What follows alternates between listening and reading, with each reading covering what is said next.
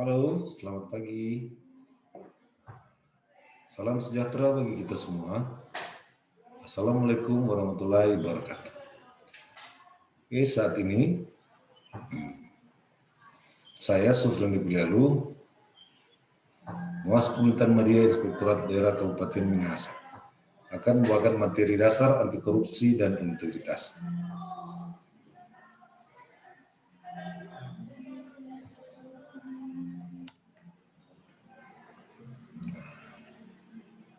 Definisi korupsi. Korupsi berasal dari bahasa Latin yaitu corruptio, yang artinya busuk, rusak, memgoyahkan, memutar balik, atau menyogok.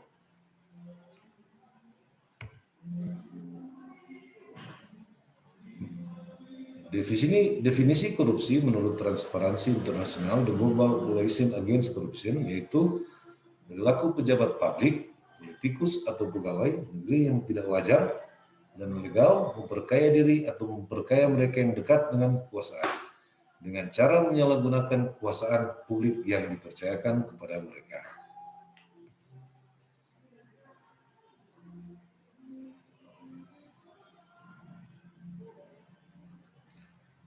Selanjutnya definisi korupsi menurut pasal 2 Undang-Undang Nomor 31 Garing 1999 Junto Undang-Undang Nomor 20 Tahun 2001 mengatakan bahwa korupsi adalah perbuatan melawan hukum dengan maksud memperkaya diri sendiri, orang lain, baik perorangan maupun korporasi yang dapat mengakibatkan kerugian negara, strep perekonomian negara.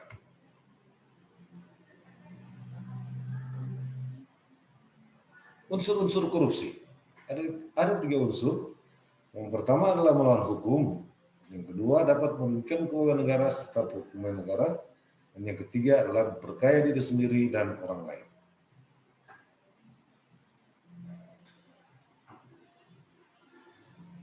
Berbagai usaha mencegah dan menentang korupsi. Yang pertama adalah penegakan hukum. Yang kedua adalah perbaikan sistem. Yang ketiga melakukan edukasi atau kampanye.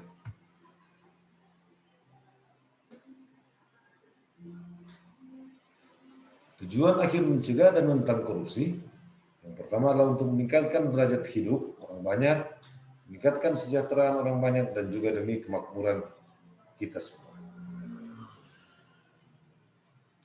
Dampak korupsi dalam berbagai bidang dan sektor.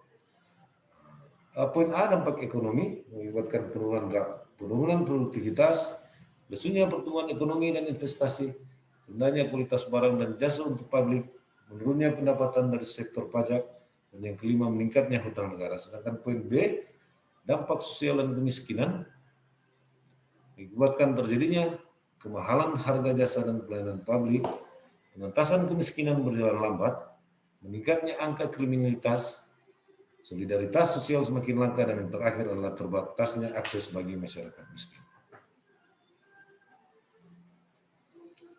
Dampak korupsi dalam berbagai bidang sektor yang kedua, yaitu untuk poin C, berdampak dalam birokrasi pemerintahan, di mana birokrasi akan berjalan tidak efisien dalam pelayanan publik.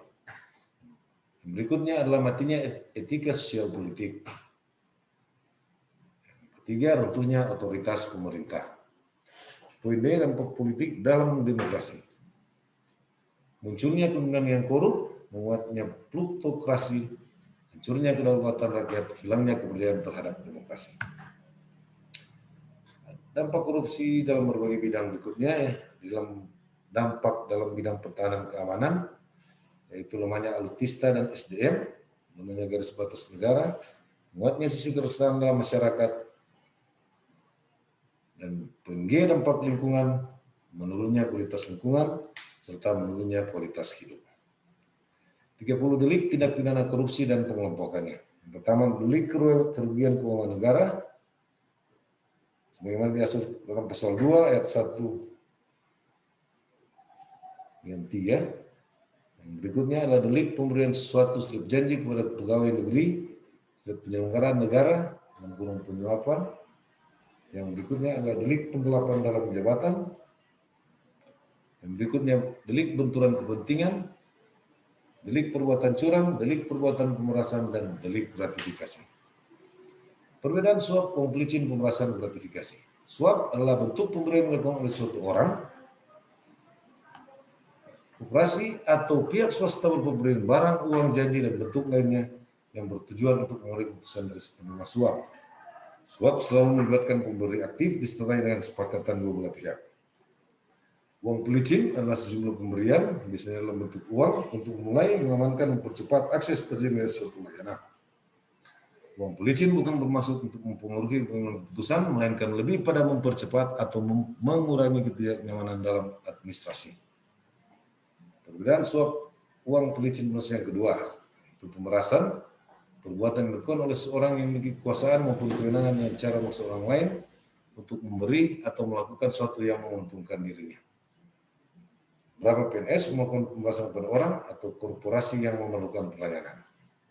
Sedangkan gratifikasi adalah pemberian dalam arti luas meliputi pemberian uang, komisi, pinjaman tanpa bunga, tiket perjalanan, fasilitas penginapan, bahkan sampai menggunakan sarana elektronik maupun non-elektronik.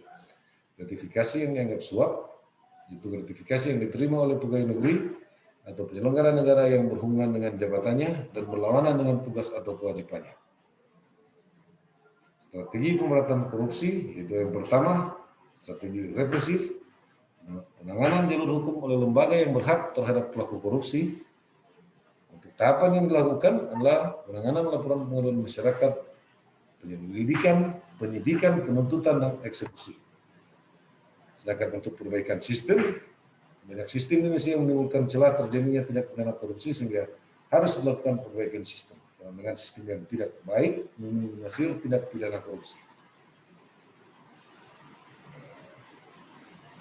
Strategi pemberantasan korupsi dengan melakukan edukasi dan kampanye yang merupakan strategi pembelajaran pendidikan anti korupsi dengan tujuan membangkitkan kesadaran masyarakat mengenai dampak korupsi, mengajak masyarakat terlibat dalam gerakan pemberantasan korupsi, serta membangun budaya anti korupsi. Integritas adalah bertindak secara konsisten antara apa yang dikatakan dengan tingkah lakunya sesuai nilai-nilai yang dianut. Nilai-nilai dapat berasal dari nilai kode etik di tempat dia bekerja, nilai masyarakat, atau nilai moral pribadi. Nilai-nilai anti korupsi inti harus jujur, disiplin, tanggung jawab. Dan untuk sikap adalah adil, berani, dan peduli. Kerja keras, mandiri, dan sederhana. Terima kasih. Demikian materi yang saya berikan. Lebih kurang, mohon dimaafkan. Wassalamualaikum warahmatullahi wabarakatuh. Salam sejahtera bagi kita semua.